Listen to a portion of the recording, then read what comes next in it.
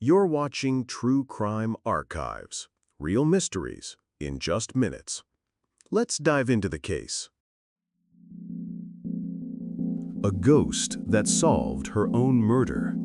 A vampire loose in 1930s Stockholm. A killer who stayed in the house with his victims, feeding their cattle after slaughtering them. These aren't horror stories, they're real crimes, and some are still unsolved more than 100 years later. Today, we're counting down the top 5 most bizarre old crimes that still haunt investigators to this day.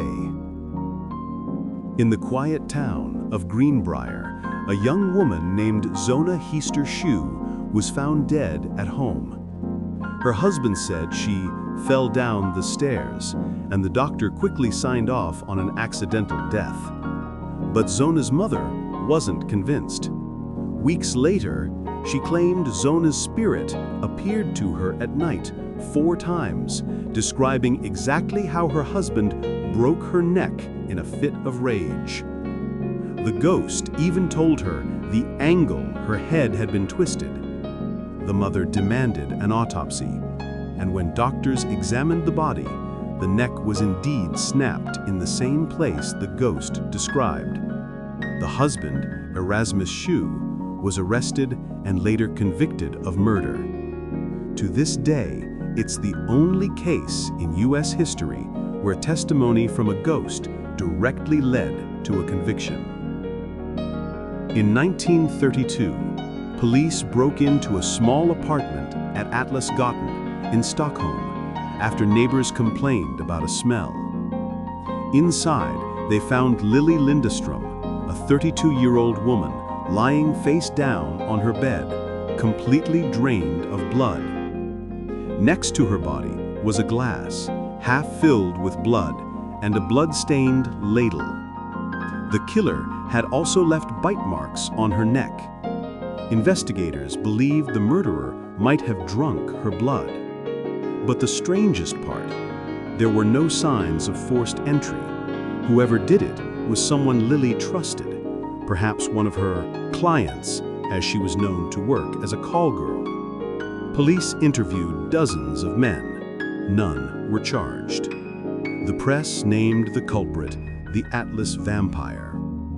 90 years later, the case remains one of Sweden's darkest mysteries. June 10, 1912. The Moore family and 2 young guests went to bed after a Sunday church event. By morning, all 8 people in the house were dead, killed with an axe. Every mirror in the home was covered with sheets. Every victim's face was hidden, and the killer stayed long enough to cook breakfast before leaving. The police found a slab of bacon beside the axe and a bowl of bloody water on the kitchen table. At least 10 suspects were questioned over the years, including a traveling preacher who confessed, then retracted his confession. No one was ever convicted. Over a century later, visitors still report hearing footsteps, whispers, and children's laughter inside the Villisca Axe murder house, now a dark tourism site. November 29, 1970.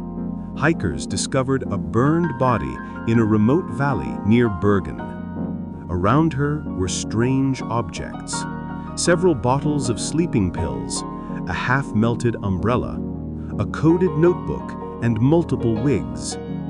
Her fingerprints were sanded off, every clothing label was removed, and her dental work suggested she'd lived in many countries.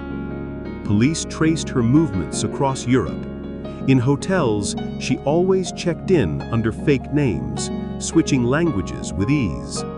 She carried disguises, and at one point was seen with men believed to be foreign intelligence agents.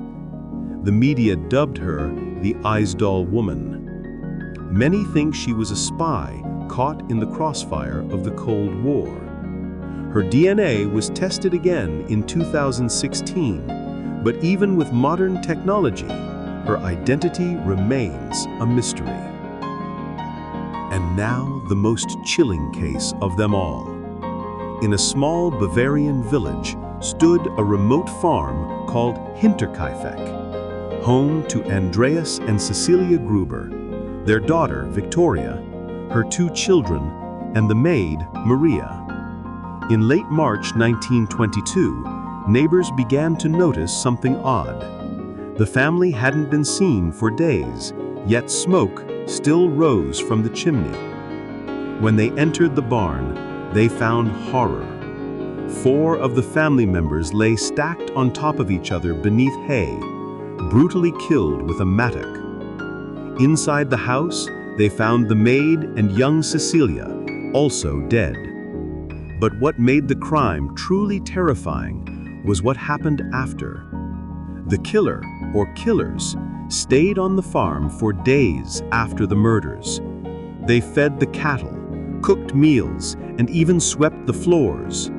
Neighbors reported seeing smoke from the chimney days after the murders.